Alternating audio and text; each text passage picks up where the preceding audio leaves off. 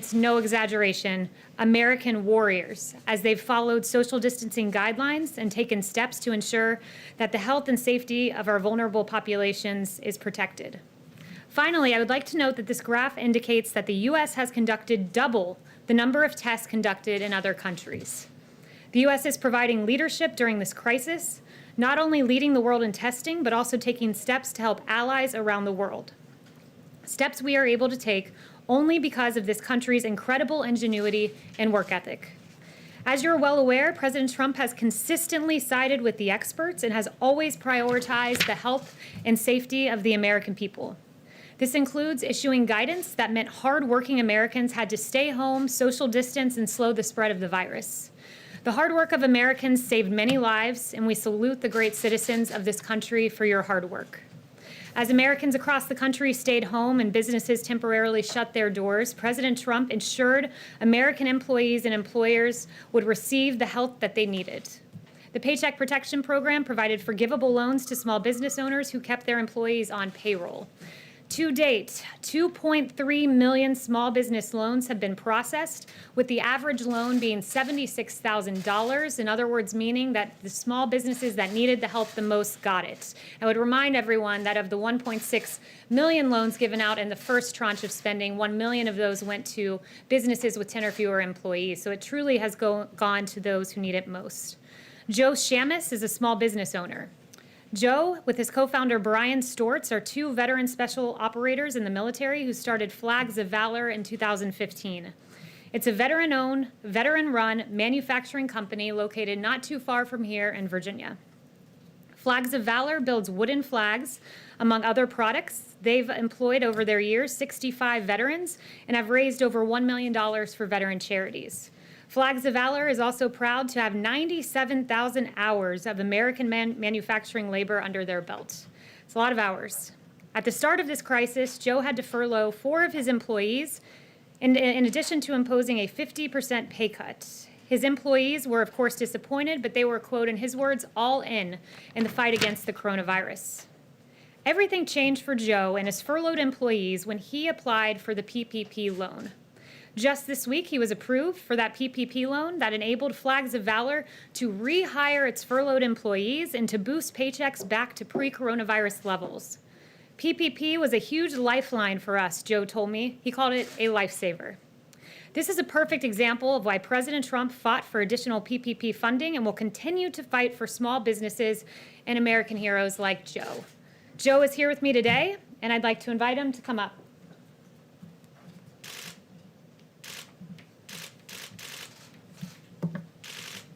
Joe, thank you so much for your service. Thank you for all the great work you've done for our veterans and being a veteran yourself.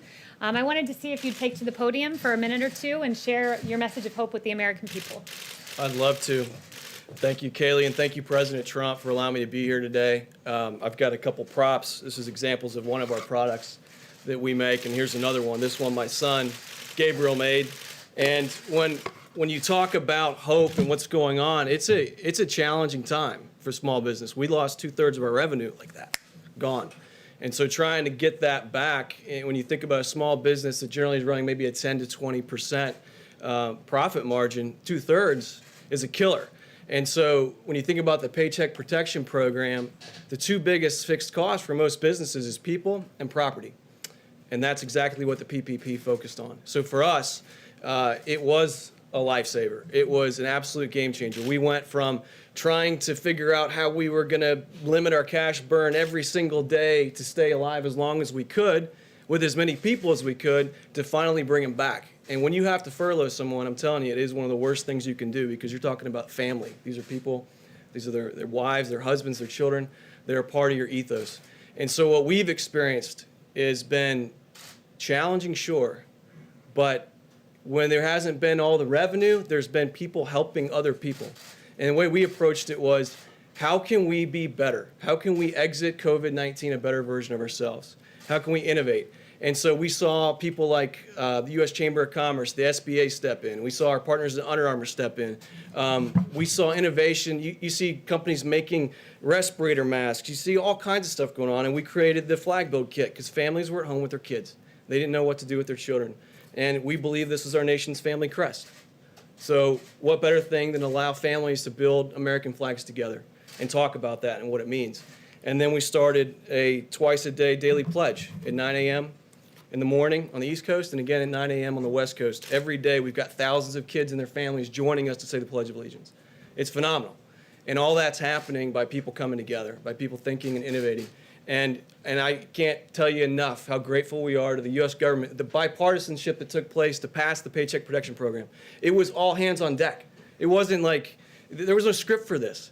And they built the parachute on the way down. And when you think about it, you want to talk about the Lakers got it or somebody else got it, think about the millions of businesses that are being benefited by this.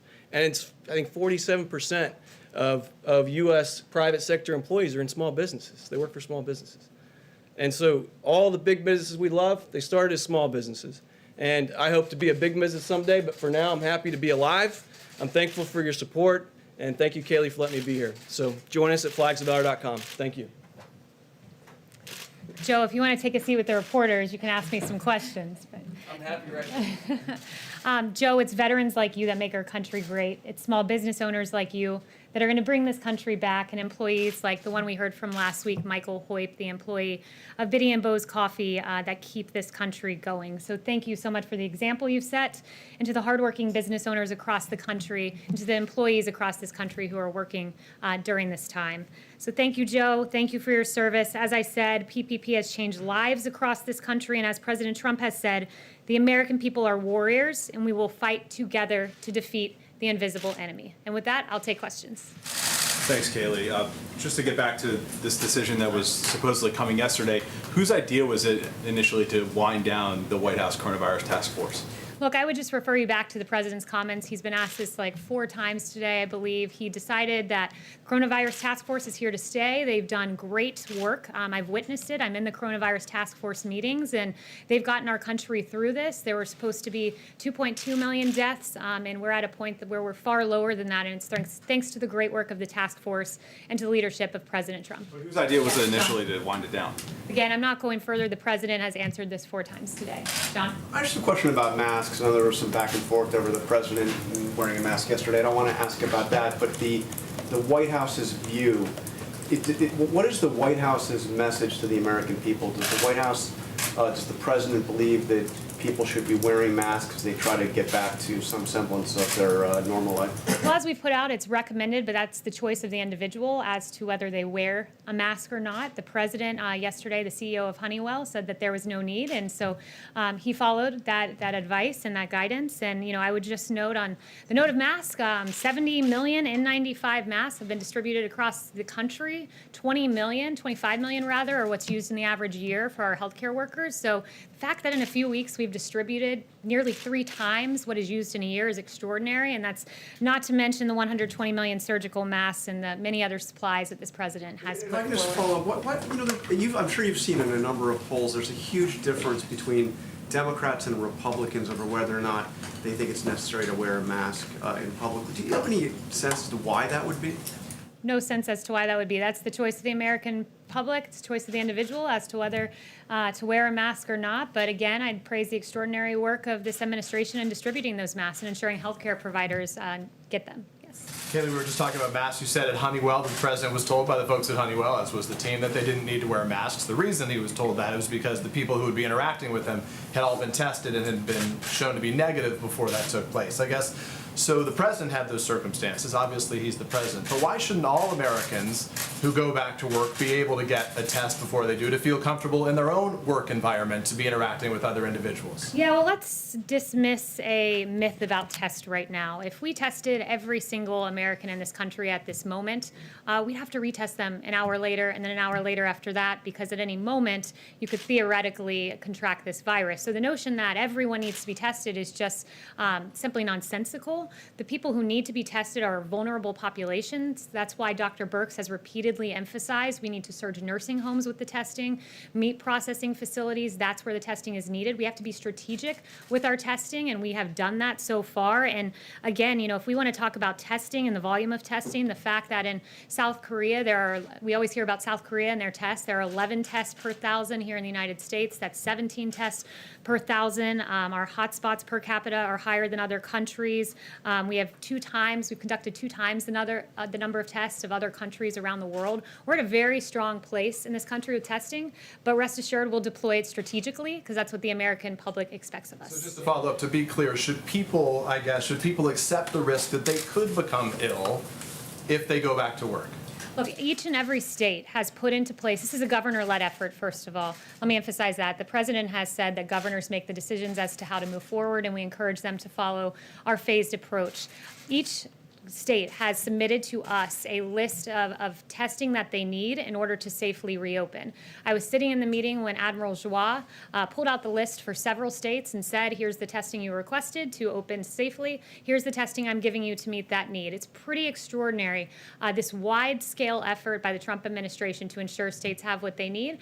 So as states reopen, they'll do so safely, and they'll do so with the supplies of the Trump administration. What does it say that so many of those states, Francesca? what does it say that so many of those governors, those states, aren't following the guidelines that the president dictated from this podium? We encourage every single governor to follow the guidelines that we've put forward to a phased reopening approach.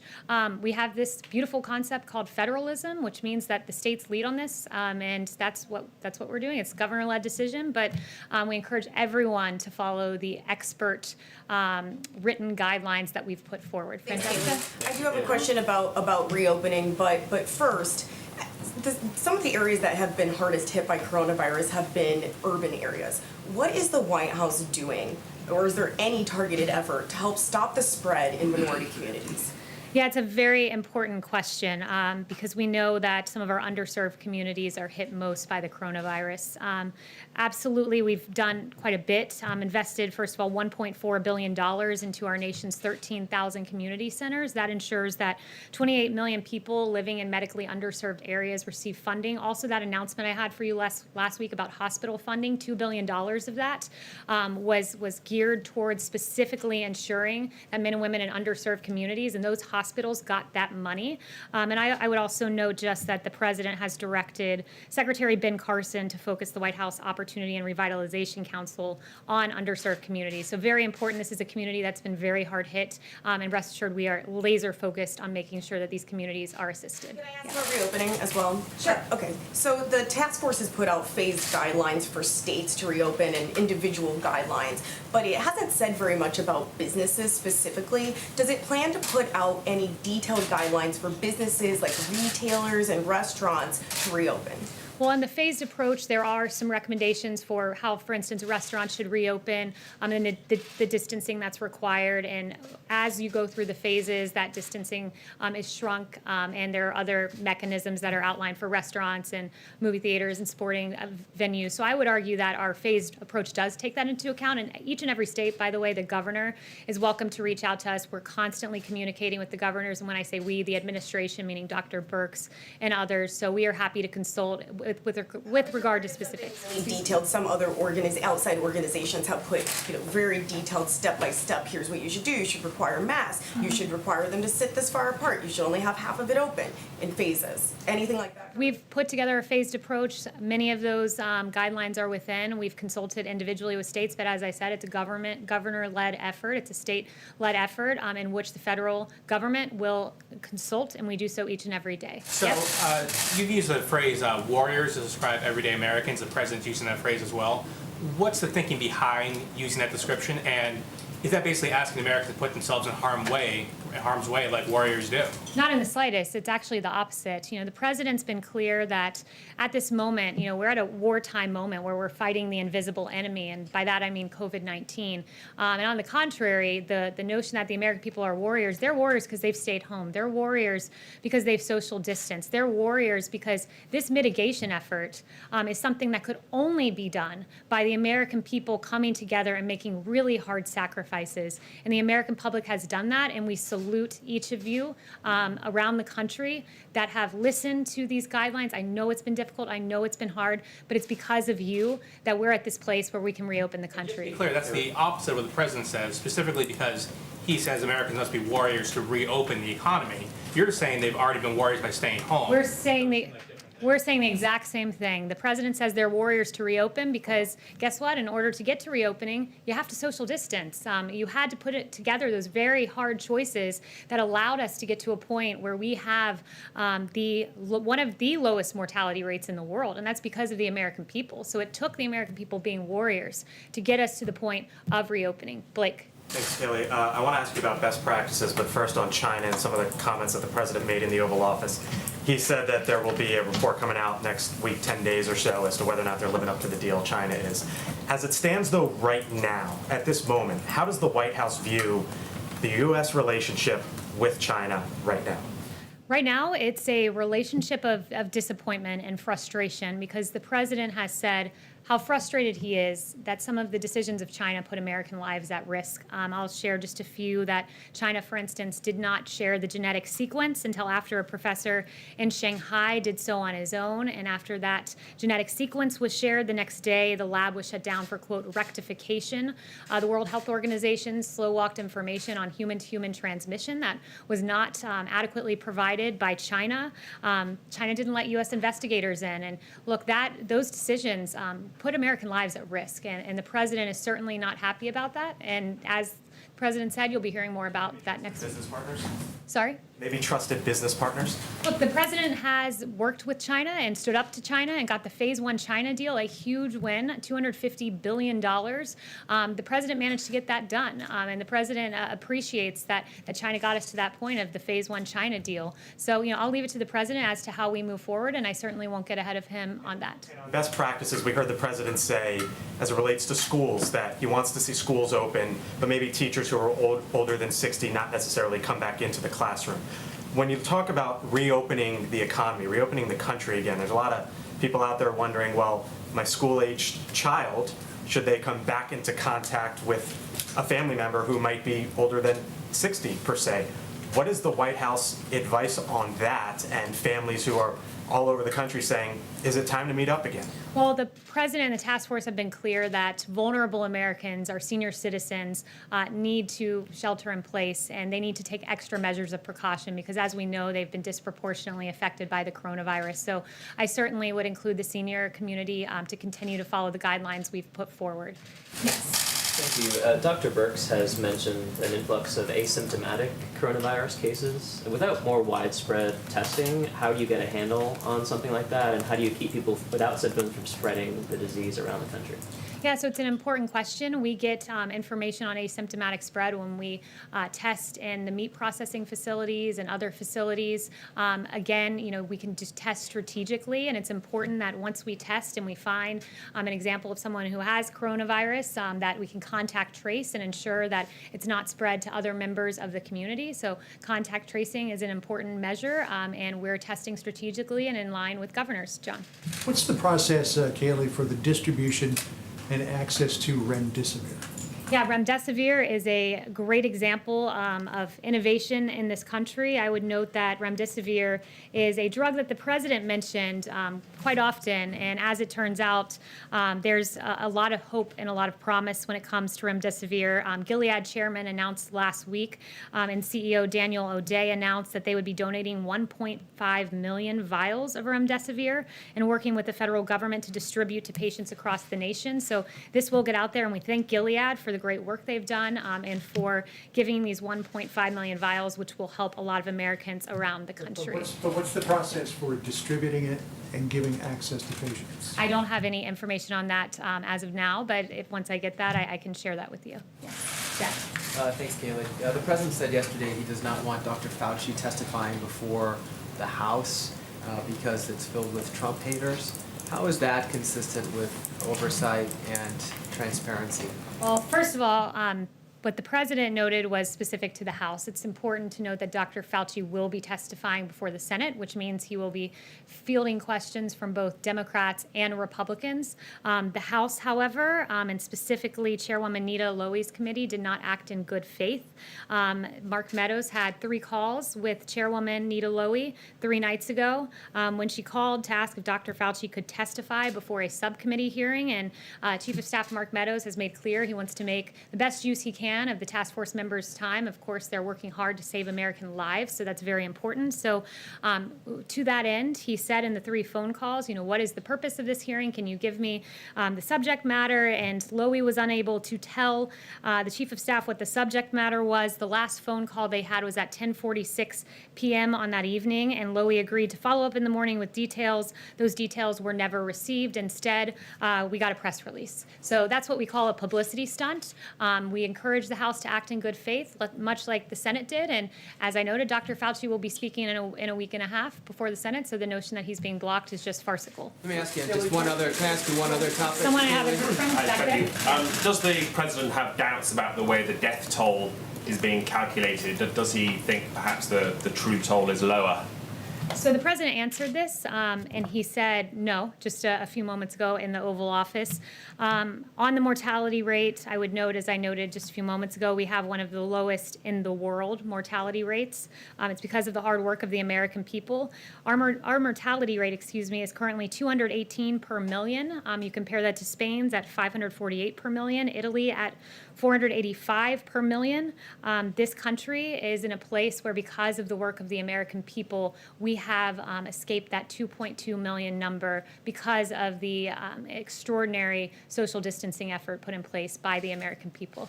Yeah, way in the back. Thank you. The president has said many times that he's received praise in phone calls with foreign leaders because of this administration's response to the coronavirus outbreak. Who exactly are those heads of state and heads of government who are praising this administration for its response? Well, I won't reveal any contents of his private conversations with world leaders, but I will certainly share some of the very public comments from Democrat governors like Gavin Newsom, who said every single direct request that President Trump, that he was given, President Trump was capable of meeting. He has met them. Governor Phil Murphy, Democrat from New Jersey, the president knows New Jersey. He and his team have been extremely responsive in our hour of need, whether it was ventilators.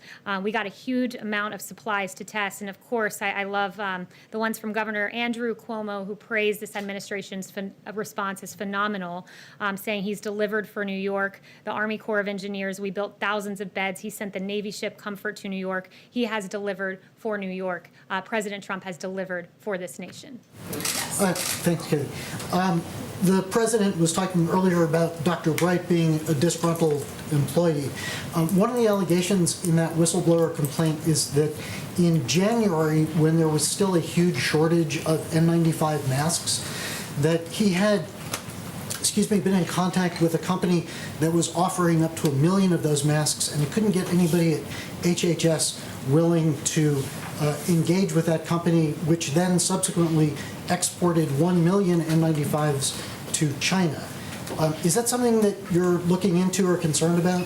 Look, on issues of Dr. Bright, I'd refer you to HHS. I'm not going to get involved with the personnel issues or the substance of that complaint, but I will once again note, you mentioned masks, 70 million plus delivered, and again, that's 3 times the amount used by healthcare providers in any given year. So we've done a rather good job when it comes to supplies. Back to the question about teachers and what the president said earlier about keeping those who are 60 or older out of the classroom. What is the message to older Americans? Should they not do anything, not leave their homes until there is a vaccine? Or what would the president have them do if they're not allowed to teach because of their age? Well, our task force has said that vulnerable communities like our seniors should shelter in place. That being said, we encourage every American, if you have a symptom that is pressing, that you need to go to your doctor. I've been disturbed to read many quotes from doctors, stories of people who are staying home with chest pain and don't go to the hospital when they could be on the verge of having a heart attack, who are missing important appointments like mammograms, screenings like colonoscopies. It's important that we as Americans continue to go to our doctors to get medically necessary procedures, and when we have symptoms that need to be addressing, like chest pain, that you do go to your doctor. So if seniors need to go to their doctors, make sure to call your healthcare provider, go see your healthcare provider, go to the hospital should you have a symptom like that. Chanel? Thank you, Secretary McEnany. Going back to a topic about the House, in a separate chamber, Acting DNI Rick Grinnell has stated this week that he is prepared to release about 6,000 pages worth of transcripts relating to Adam Schiff's probe. can you confirm whether or not the executive branch is conducting any kind of investigation into House members for potentials of wrongdoing, or is that something you can comment on yet? Yeah, I don't have any information on that subject matter. That's the first time hearing of that. If I can just go back to Jeff's question about Dr. Fauci and then the president's statement that there are too many Trump haters in the House. I mean, does the White House really believe that you can decide to have officials testify in the Republican-controlled Senate but not testify in the Democratic-controlled House? Doesn't the House have legitimate oversight and a legitimate really responsibility, not just authority, but responsibility to have somebody like Anthony Fauci testify? Will Dr. Fauci be questioned by Democrats in that Senate hearing? Yes, he will be. So what? So why? But are you saying that so the Senate's fine, the House has no role in oversight? The House needs to act in good faith. We don't have time in the middle of a pandemic for publicity stunts. It's not the time for that. It's not the place for that. In the course of testimony. in the course of 3 phone calls, you should be able to give the subject matter to ensure it's the best use of Dr. Fauci's time. As you yourself noted, in the Republican-controlled Senate, Dr. Fauci will indeed be asked questions by Democrats. Is the subject matter a mystery? I mean, Jeff? Kayleigh, in a previous life, before you were press secretary, you worked for the campaign. And you made a comment, I believe, on Fox, in which you said President Trump will not allow the coronavirus to come to this country. Given what has happened since then, obviously, would you like to take that back? Well, first, let me note, I was asked a question on Fox Business about the president's travel restrictions. I noted what was the intent behind those travel restrictions, which is we will not see the coronavirus come here. We will not see terrorism come here, referring to an earlier set of travel restrictions.